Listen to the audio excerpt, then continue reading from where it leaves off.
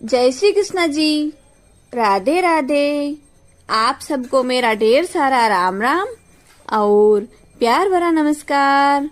मंजू दीदी मारवाड़ी कहानियां चैनल पर आपका एक बार फिर से स्वागत और हार्दिक अभिनंदन। आज मैं आपको तुलसी जी के विवाह की कथा सुना रही हूँ, क्योंकि आप तो जानते ही हैं कि तुलसी जी कोई साधारण पौधा नहीं है, बल्कि साक्षात देवी लक्ष्मी का ही रूप है। और आज ही के दिन यानी कार्तिक मास शुक्ल पक्ष एकादशी के दिन उनका स्वयं भगवान श्री हरि यानी भगवान विष्णु जी से विवाह हुआ था। उनका ऐसा दिव्य विवाह जिसके बारे में एक ऐसी कथा जो सुनने मात्र से होती है अक्षय फल की प्राप्ति। कार्तिक मास शुक्ल पक्ष की एकादशी या द्वादशी तिथि को मनाया जाता है तुलसी विवाह। एक ऐसा पवित्र दिन जब देवी तुलसी जी का विवाह स्वयं भगवान विष्णु जी यानी शालिग्राम जी के रूप में होता है। इस कथा में बताया गया है कि एक बहुत ही सीधे साधे स्वभाव की भोले भाले मन वाली बुढ़िया माई तुलसी जी की रोज पूजा अर्चना करती है और तुलसी जी को जल पिलाते समय यानी तुलसी जी को जल सींचते समय वह तुलसी मैया से अनाप शनाप क्या क्या मांग लेती है, जिसके बारे में ये कथा है। वह बुढ़िया माई तुलसी जी से कई प्रकार की वस्तुएं मांग लेती है और तुलसी जी उसे सब वस्तुएं देने के लिए तैयार रहती हैं, लेकिन बुढ़िया माई ने एक ऐसी चीज मांग ली थी जिससे तुलसी जी की चिंता बड़ी भारी हो गई थी। तो आप बड़े प्रेम, श्रद्धा और आदर भाव से तुलसी मैया और बुढ़िया माई की ये कथा सुनिए। एक बुढ़िया माई थी, वह रोज तुलसी माता की पूजा पाठ करती थी और तुलसी माता को सींचती थी।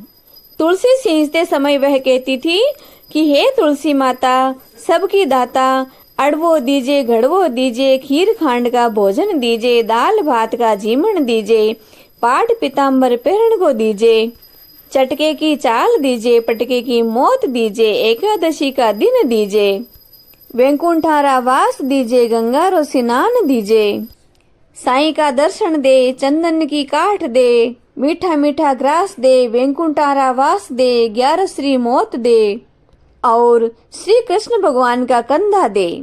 हे तुलसी माता, मैं सींचू बिड़लो थारो, तू कर निस्तारो मारो।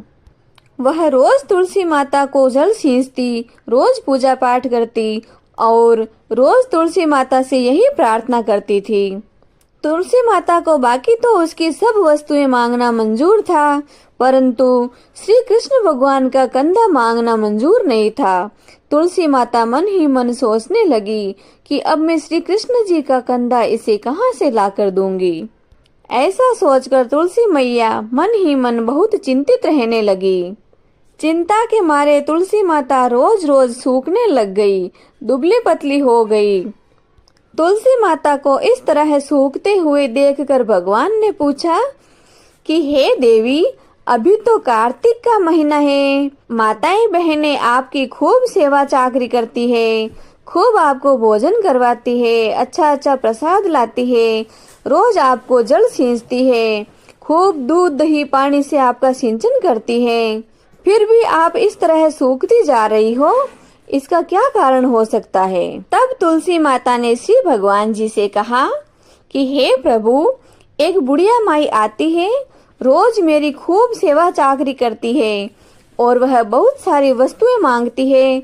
उनकी मुझे कोई चिंता नहीं, मैं उसे आसानी से दे दूंगी, लेकिन वह अंत समय में आपका कंधा मांग रही है, मैं आपका कंधा उसे कहाँ से दूंगी। तब भगवान ने कहा कि हे देवी, व्यर्थ ही क्यों चिंता करती हो, जब डोकरी का अंत समय आएगा मैं उसे कंधा दे दूंगा, आप चिंता मुक्त रहो। आप तो फिर से हरी भरी हो जाओ, मुझे हरी भरी बहुत अच्छी लगती हो। आप तो सिर्फ डोकरी से कह देना कि आज से 7वें दिन तुम्हारी मौत है। तुलसी माता की चिंता खत्म हो गई, तुलसी माता फिर से हरी भरी हो गई। अगले दिन बुढ़िया माई तुलसी माता की सेवा पूजा करने के लिए आई। तब तुलसी माता ने उस बुढ़िया माई से कहा कि हे बुढ़िया माई, आज से 7वें दिन तेरी मौत है। डोकरी ने घर जाकर बेटे पोते से सब बात बता दी और कहा कि आज से 7वें दिन मेरी मौत है। बुढ़िया माई ने स्नान किया, पीताम्बर पहने, केसर तिलक किया, गंगाजल लिया और रेणुका बिछाकर सो गई। बेटा बहू, आस पड़ोसी सब कहने लगे कि इस डोकरी को पहले से ही पता चल गया है कि अब इसकी मौत आने वाली है, जो अपना सभी मरण सुधार रही है। भगवान की कृपा से जो समय दिया हुआ था, उसी समय उस बुढ़िया माई का वैकुंठ धाम को गमन हो गया। सभी लोग उस बुढ़िया माई के पार्थिव शरीर को उठाने का प्रयास कर रहे थे, लेकिन वह तो हिल ही नहीं रहा था, किसी के भी कहने से नहीं उठ रही थी। अब दोस्तों, आप तो जानते ही हैं कि जगत की बातें बड़ी निराली होती हैं। कभी कुछ कहते हैं और कभी कुछ कहते हैं। दुनिया का कोई पता ही नहीं चलता है कि वो कब क्या बोल देते हैं।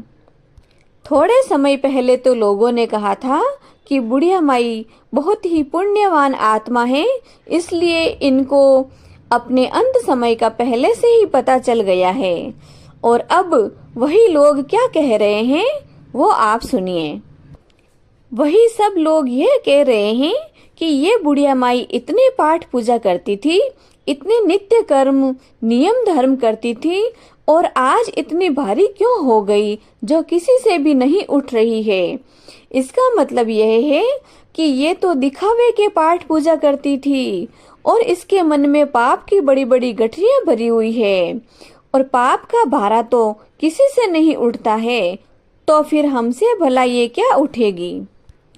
इतने में 10-12 साल का एक बालक आया और कहा कि यहाँ क्या हुआ, इतनी भीड़ कैसी है।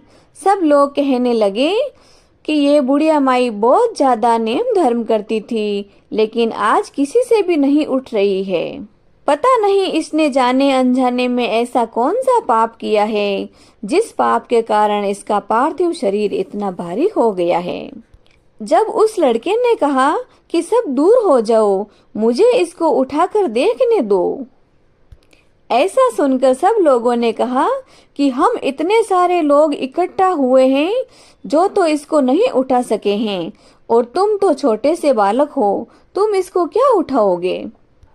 तब वह बालक बोला कि अरे भाई, मुझे इसके दर्शन तो करने दो, मुझे इसको देखने दो, और मुझे इसके कान में कोई बात कहनी है, वो कहने दो।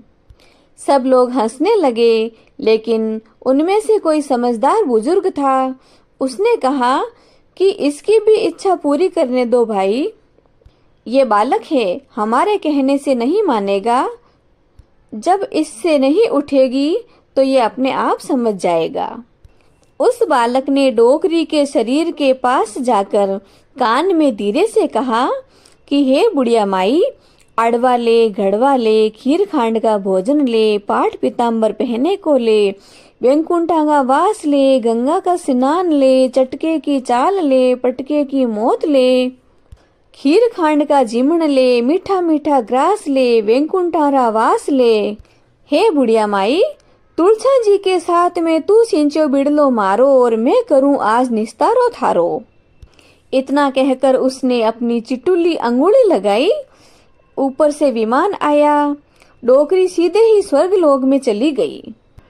तो प्यारे भक्त जनों, वह कोई साधारण बालक नहीं था, वे स्वयं भगवान श्री हरि थे, स्वयं भगवान विष्णु थे, जिन्होंने तुलसी मैया से वादा किया था कि हे तुलसी जी, हे देवी, आप चिंता मुक्त रहो, जब डोकरी का समय आएगा तो सब कुछ मैं दे दूंगा। लोगों ने इधर उधर देखा कि क्या बात है, हमें कुछ दिखाई नहीं दे रहा है। फिर लोगों को समझ में आया कि अरे, यह तो साक्षात भगवान थे, जो बुढ़िया माई को सीधा वैकुंठ में लेकर चले गए। बोलिए तुलसी मैया की जय, विष्णु भगवान की जय। हे तुलसी माता, सत की दाता, हे भगवान श्री हरि, जिस तरह आपने उस बुढ़िया माई को मोक्ष दिया, उसे वैकुंठ धाम में पहुंचाया, उसी तरह आप कहानी कहने वाले, सुनने वाले और इसकी हुंकार लगाने वाले सभी को समय अनुसार मोक्ष की प्राप्ति करवाना।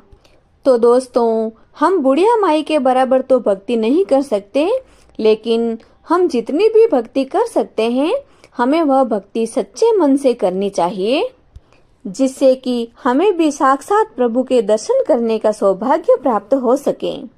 यदि यह कहानी आपको अच्छी लगी हो तो आप इसे लाइक करें और ज़्यादा से ज़्यादा शेयर करें। मेरी कहानियों के साथ जुड़े रहने के लिए चैनल को सब्सक्राइब जरूर करें। कथा पूरी सुनने के बाद कमेंट बॉक्स में तुलसी मैया और विष्णु भगवान की जय बोलना न भूलें। जय श्री कृष्ण जी। राधे राधे।